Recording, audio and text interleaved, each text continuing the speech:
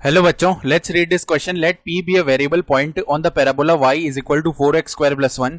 Then the locus of the midpoint of the point p and the foot of the perpendicular drawn from the point p to the line y is equal to x is.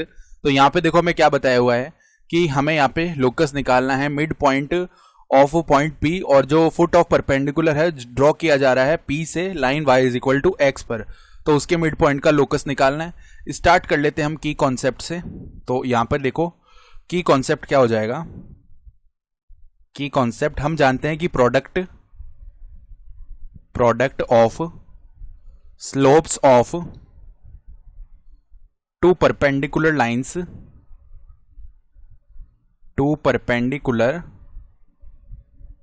Lines ये किसके equal आता है, -1 के equal आता है. ठीक है. तो अब अगर सबसे पहले हम क्या कर रहे हैं, ये पैराबोला बना रहे हैं y is equal to 4x square plus 1. तो देख लो, मान लो ये इस तरीके का कोई पैराबोला होने वाला है. ठीक है. और यहां पर क्या होगा, एक लाइन इस तरीके से जा रही होगी, y is equal to x वाली लाइन है ये.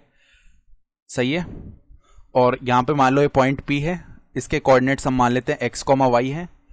फिर यहां पे ये हमारी क्या है, एक परपेंडिकुलर है इस तरीके का. सही है. क्योंकि फुट ऑफ द परपेंडिकुलर की बात करी गई ना, मान लो ये यहाँ पे m है, इसके कोऑर्डिनेट्स अल्फा कॉमा अल्फा होंगे. क्योंकि हमने इसका x कोऑर्डिनेट अल्फा मानना है तो y कोऑर्डिनेट ऑटोमेटिकली अल्फा ही होगा, क्योंकि इसकी equation y is equal to x है. ठीक है. फिर मान लो यहाँ पर इसका जो मिड पॉइंट है उसके जो कोऑर्डिनेट्स हैं h कॉमा k हैं, तो हमें इस मिड पॉइंट का ही लोकस निकालना है. तो सबसे पहले हम क्या बोल सकते हैं कि ये जो pm लाइन है ये y is equal to x के परपेंडिकुलर है.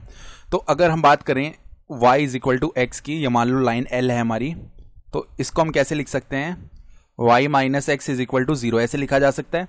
तो अगर हम इसकी स्लोप लिख रहे हैं तो माइनस ऑफ एक्स का कोफिशिएंट जो कि -1 है अपॉन में y का कोफिशिएंट जो कि 1 है, तो ये 1 आ गया. ठीक है.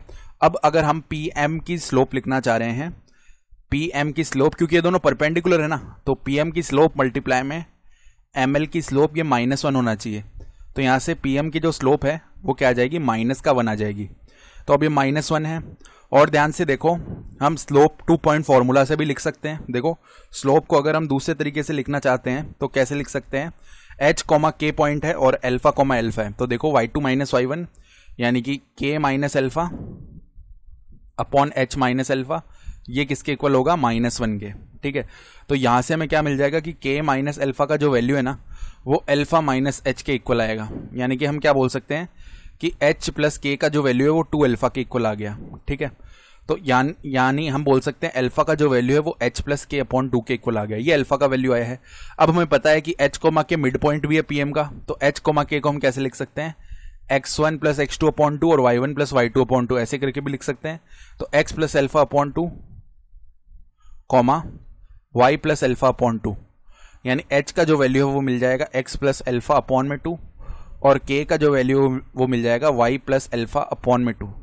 अब अल्फा का वैल्यू तो हमें पता ही है, तो वो वैल्यू यहाँ पे पुट कर देते हैं. तो h इज इक्वल टू क्या है, यहाँ पे हमारे पास वैल्यू आ जाएगा, देखो h का वैल्यू आ जाएगा, x प्लस अल्फा का वैल्यू है h प्लस के अपॉन 2 होल अपॉन में 2, यानी ये क्या बन जाएगा हमारे पास, ये बन जाएगा 2x प्लस h प्लस के अपॉन में 2 मल्टीप्लाई 2 4. ठीक है. अब 4 को उस तरफ ले जाएंगे तो 4h इज इक्वल टू क्या आ जाएगा, 4h is equal to 2x plus h plus k, यानी कि जो वैल्यू है किसका, यहाँ पे h उस तरफ गया तो 3h माइनस के, इसका जो वैल्यू है 2x के इक्वल आया. उसका मतलब क्या है कि x का वैल्यू आ जाएगा 3h माइनस के अपॉन में 2. अब इसी तरह देखो यहाँ पे अगर k लिखना चाहें तो हम क्या बोल सकते हैं कि k is equal to y plus alpha upon 2 होगा ना, ये यहाँ पे पूरा अपॉन है. तो k इज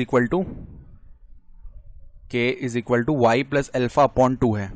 तो यहाँ से देखो अल्फा का वैल्यू रख दिया, तो k is equal to y plus alpha का जो वैल्यू था वो था h प्लस के अपॉन 2, तो h प्लस के अपॉन 2 और होल अपॉन में 2 है. तो ये क्या बन गया हमारे पास, 2y प्लस h प्लस के अपॉन में 4. ठीक है. अब 4 को उस तरफ भेजा तो 4k का वैल्यू आ जाएगा 2y plus h plus k को उस तरफ भेज दिया तो हम क्या बोल सकते हैं कि 3k और माइनस में h, इसका जो वैल्यू है वो किसके इक्वल आएगा, 2y के इक्वल, जहां से y का जो वैल्यू है वो 3k माइनस h अपॉन 2 आ जाएगा. ठीक है. अब क्योंकि हमें पता है कि P पॉइंट जो है वो इस पैराबोला पे लाई कर रहा है y is equal to 4x square plus 1। तो हम p के कोऑर्डिनेट्स यहाँ पे सेटिस्फाई करवा सकते हैं, ठीक है। तो p के कोऑर्डिनेट सेटिस्फाई करवा दिए हमने x y, तो हमें क्या मिल जाएगा, y का वैल्यू यानी कि 3k माइनस एच अपॉन 2, ये किसके इक्वल आएगा, 4 मल्टीप्लाई में x का वैल्यू 3h माइनस के अपॉन 2 इसका होल स्क्वायर प्लस में 1। तो यहां से देखो ये क्या बन जाएगा, 3k माइनस एच और 2 उस तरफ जाएगा, तो यहाँ पे देखो 2 स्क्वायर 4 को डिवाइड कर चुका है, तो 2 मल्टीप्लाई में 3h माइनस के का होल स्क्वायर प्लस में 2 ये बन जाएगा। तो अब फॉर लोकस हम क्या करते हैं, फॉर लोकस यहाँ पे हम h कॉमा k को सब्सटीट्यूट कर देते हैं x कॉमा y से, तो हमें क्या मिल जाएगा, 3y minus x is equal to 2 multiply में 3x माइनस वाई का होल स्क्वायर प्लस में 2, ठीक है। फाइनली हम क्या लिख सकते हैं, 2 मल्टीप्लाई में 3x माइनस वाई का होल स्क्वायर प्लस में x माइनस 3y ये टर्म प्लस में 2 इज इक्वल टू 0। ये हमारा रिक्वायर्ड लोकस हो जाएगा। और यहाँ पर अगर हम देखना चाहें तो ये जो वैल्यू है ये कहाँ बन रही है, देखो ध्यान से, ये जो वैल्यू है ये हम देख पा रहे हैं कि कौन से ऑप्शन में बन रही है, 2 मल्टीप्लाई में 3x माइनस y का होल स्क्वायर प्लस में x minus 3y plus 2 is equal to 0। So option C में है। I hope you understood this explanation. Best of luck.